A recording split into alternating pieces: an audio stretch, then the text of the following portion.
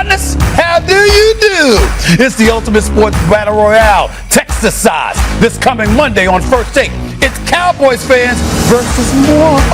Yours truly, Southern Steve. As First Take returns to Texas Live in Arlington, Texas, ahead of the Cardinals-Cowboys game. The fun starts at 10 a.m. Eastern, and if you're in the area, please come down and join us and stay late for the Stephen A. Smith Show from 1 to 3 p.m. Eastern Time on SiriusXM Mad Dog Sports Radio. Your boys in the house all day long. Okay. It is Get Up, it's Halloween, so we're going to do a costume-themed version of Dope or Nope. We start with this. Hey, Bart Scott, that's Giannis arriving to last night's game as the largest minion ever spotted. Yeah, they call him Young Minion. Young Minion. And so that big-ass minion, he know he's supposed to have a different costume. It's a pretty good costume. I don't know. Where do you get it from the big and tall? I'm sure it's a limited selection. I'm glad you went. Specially made. One way or another. We asked some of the members of the team today to put together their best Halloween costumes. Yep. Who is that? That is me, Peter Schrager, as Elvis in 3rd grade. That is it. That is the photo we sent What in the hell's there. the sideburn? I don't know. I don't know. No, you got it there. The idea of this was to send in costumes that you wore as an adult. I'm surprised that you sent in that's Joe Fortenbaugh. Right? Yeah, that's a couple years ago. The Macho Man Randy Savage with Captain America, who is probably in trouble with his mom right now, and Spider-Man as well. Fair enough. Snap it to a Slim Jim. Bart said he didn't ever dress up for Halloween, so we just gave you a little costume. I'm the devil off South Park. And then on Halloween, Mike and I dressed up every single year. I think this was my favorite, and I've said it a million times. Robin is a superhero. I am not here for any Robin slander. I was the Boy Wonder that day. I mean, I encompassed the Boy Wonder. I was the youthful ward. I was. Robin, what are muscles optional in that costume? No, I mean, Robin isn't exactly a bodybuilder. This is fine. You ever seen Robin? Or muscles optional. I filled out the suit. This is a take, though. You think Robin is underrated in the lore? Hugely underrated. You need someone to get tied to the railroad track so that someone can save them.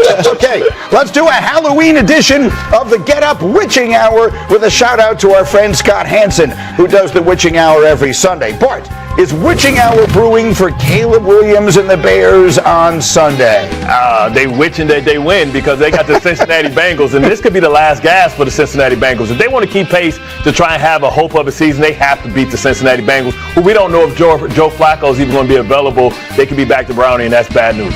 I mean, if this isn't a week where the offense for the Bears looks good, we can show you that our analytics say the Bears, where they lose this game, their chances of making the playoffs fall to less than 1 in 5. So it's a must-win spot for Caleb and company. Absolutely. You got to take advantage of what that defense is going to offer. When you play in the NFC North, 2 with Detroit, 2 with Green Bay, and a Vikings team that's going to give you problems, you got to be able to knock down the layups. This game is a layup relative to the rest of this game. There were concerns with Caleb last week against the Ravens. Did not look good. There was some questions about how this team could look so inept on offense this far into the season. I believe this was a week of an awakening, a reckoning. They cannot lay an egg this week against the Bengals in that defense, which has been absolutely horrendous, and lost to the Jets last week. I honestly feel like they need to win the next 3 games, and here's why. When you look at the end of their schedule, Eagles, Packers, Browns, not worried about them. Packers, 49ers, Lions. That's a get this one. You're saying the Bears need this one. Yeah, I think they need their next 3. Clearly, but see, to me, and I know that people don't always want to hear this, but for me, how Caleb Williams looks and plays is more important than whether they make the playoff or not. The Chicago Bears are not winning the Super Bowl this year. I don't think they think they're winning the Super Bowl. I don't think their hardcore fans think they're winning the Super Bowl. This is about him looking by this time, or not. That's Thanksgiving, I think, is usually.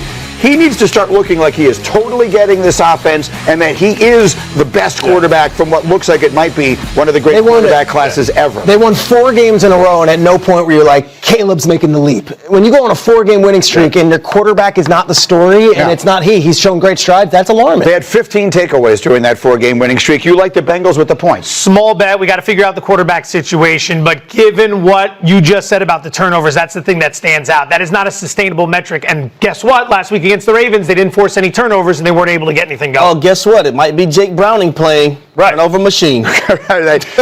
Great counterpoint. Continue this witching hour theme, and you touched on him and them earlier. Is witching hour creeping up on Jaden Daniels against the Seahawks? They have already matched their loss total from last season, which was 5, and the Seahawks defense averages 3 sacks a game and 15 pressures per game. Jaden's coming back from injury. Sunday night game. The NFL loaded us with these Commanders games on primetime. They don't look like they did. They look older than their roster even exhibits, and they have the oldest roster in the league. I do not have a ton of confidence in the Commanders, even though they're home against Seattle. Seattle coming off the bye. Seattle looked awesome against Look at that number, Peter. If the Commanders lose this game, and you're telling me you think they will, and I agree, their chances of making the playoffs are 7%. I know that they were a candidate for regression, right? A big conversational topic over the summer was all the fourth downs they converted, all the close games they won, all that stuff. I get it. But this feels like it's been a very disappointing drop-off. Well, it all started in the offseason with Terry McLaurin when he held out, and then when he came back, they gave him his money. And my mindset is, if you're going to pay the guy, why not pay him from the beginning? Why pay him late? He's missed a lot of time. It's been a lot of injuries on this football team. He's out this week. But I'm looking at this matchup against the Seattle Seahawks, and I'm saying, who in the secondary for the Washington Commanders is going to guard Jackson Smith and Jigba? And also, shout out to the Seahawks wide receiver coach, Frisman Jackson, doing a hell of a job. Was he your coach? He was my coach my last year in Tennessee. There you go.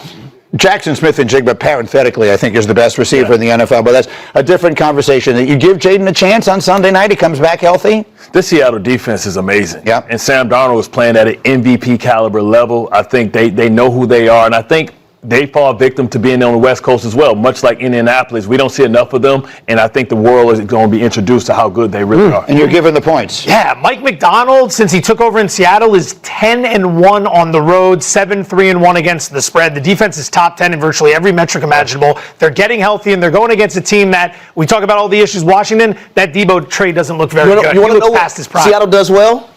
The utilization of 2 tight ends, man. Yeah. Can I don't like that number.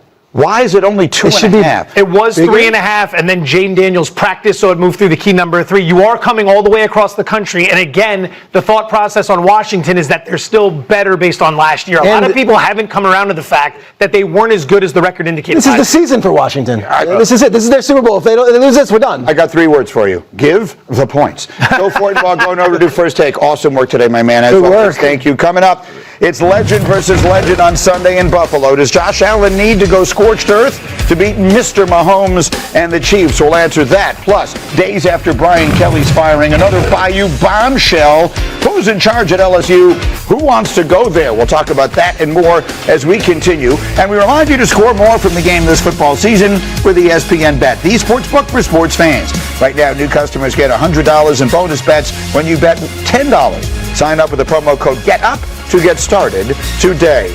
Squad is in effect. How about this? Hey, McFly. Hey. What are we going to go? Yes. Hey, make like a tree and get out of here. Got the walk and everything.